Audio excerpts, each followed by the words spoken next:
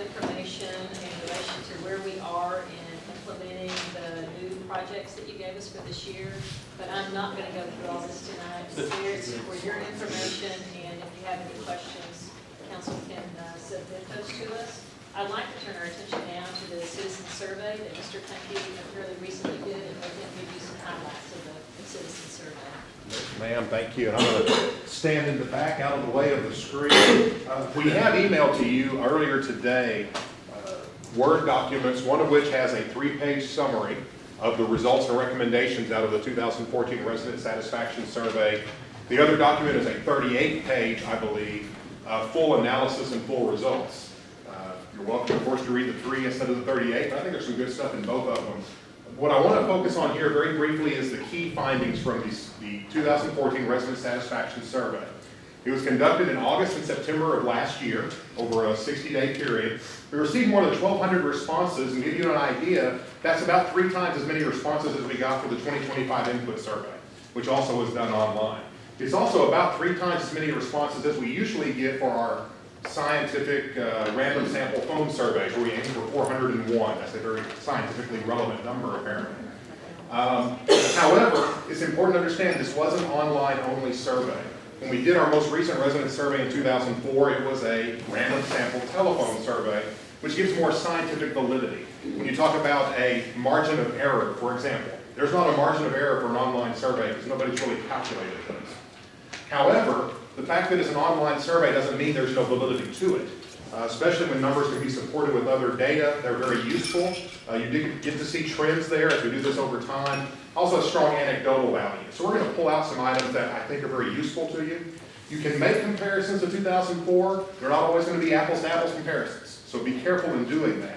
For example, online surveys, historically it's not like they're old, but online surveys nationwide are shown to produce slightly lower results than a random sample telephone survey.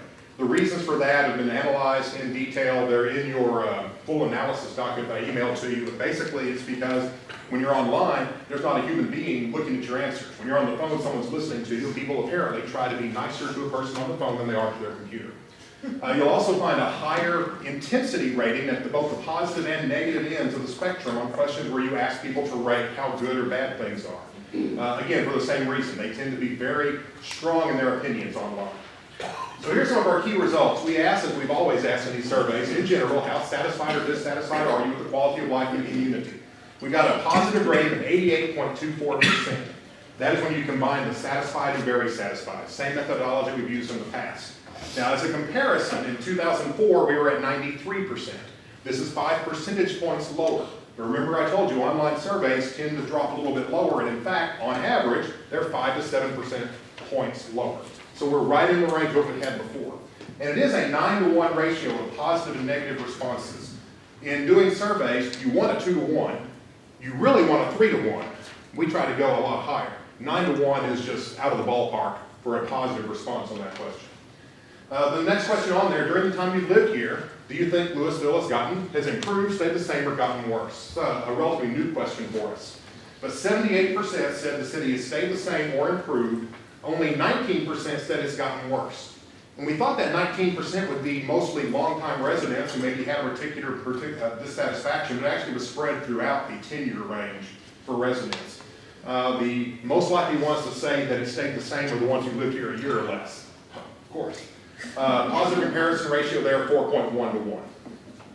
Then we asked a brand new question for us, because they'll tell you in doing product marketing, yeah, it's great for people to say, I love your paper towels. It's even better if they go to their neighbor and say, hey, try these paper towels. That kind of product endorsement is huge. So we asked, if a friend or relative were considering a move to North Texas, how likely would you be to encourage them to consider Lewisville? 81.26% of respondents said they would recommend Lewisville.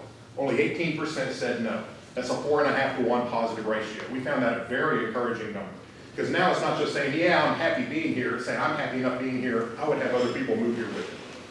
Then we asked a pointed question. How satisfied or dissatisfied are you with the level of city services you receive in return for city property taxes you pay? We've asked this a couple other times. It always comes in lower than the satisfaction rating. It did again here. 62.9% said they were satisfied. 19.5% said dissatisfied. It's still a positive ratio of 3.3 to 1. So we're very happy with the ratio. We'd love to get that 62.9 up, and over time I think we can. Part of that, frankly, is the fact that right now nobody's happy with any tax dollar they spend, and they took it out on us in this question. What the rest of them say? There were some no opinions mixed in there. That's not 100%. No, sir. 80%. Yeah, there were some no opinions mixed in there. When you look at this one, this had a higher ratio of no opinion than a lot of the others. And in fact, when you look at the total analysis and results, you'll see that when we did the analysis on the later questions, we actually factored out the no opinion in order to give a truer example of what the people who had an opinion thought. Here, we just didn't take it out. It was about 20% of the people said, yeah, I don't care. Okay, we then asked the question, we gave a list of 16 city services, and we asked people to rate those services as excellent, good, fair, and poor. Out of those, pretty much all of them, all but one, received what we call a passing satisfaction rate. All but 5, you'll see there. Now I'm confused myself, all but 4. All but 4 received a passing rate of 70% or higher. That's where you combine good and excellent responses. We had 5 services that ranked in the 70s. Surely we'd like to bring those up. We had 4 that were around the 50% mark, and some of those are the usual suspects. Street maintenance, because people are mad about largely state and federal roads. What we found in the survey results is they were happier with city roads than they were with state roads. Sidewalks, code enforcement, which is always a low rating because people are either mad you're doing too much or not doing enough. But people don't usually find that happy middle ground. And street lighting, which every year is a fairly low rating because everybody wants a street light directly in front of their house.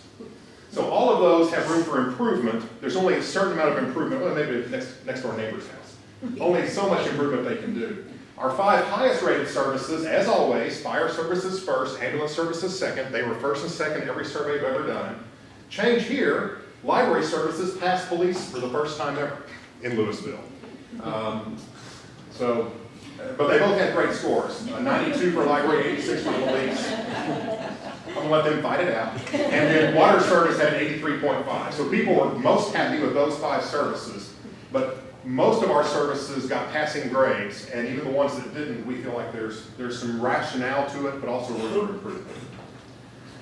In the full survey results, you'll find information on these other topics as we ask questions about other areas as well.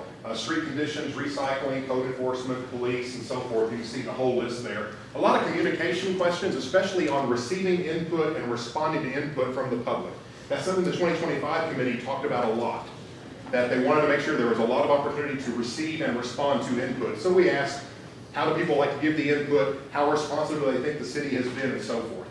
And then we also do have some specific recommendations based on the survey results that are included in the executive summary. So that's all I had on that survey. Are there any questions just on that very high level overview? Okay. In your book, we're not going to go over it tonight in the interest of time, but in your book is a recap of the Lewisville 2025 input survey. This actually is the same PowerPoint presentation we showed the Blue Ribbon Committee on the first time they met. And we showed it to them so they could understand what the public said during the 2025 process, what the public said they wanted to see in terms of a lot of the facilities and amenities and projects around town. These results did influence to some degree the Blue Ribbon Committee recommendations. So when you look at the Blue Ribbon Committee recommendations on Saturday, it might be a good point of reference for you to glance through this particular document, just to remember what the respondents then said, because they had some very strong opinions on some of the projects that you will see reflected in the Blue Ribbon Report. And I think I actually finished early. Yeah, thank you. And for me.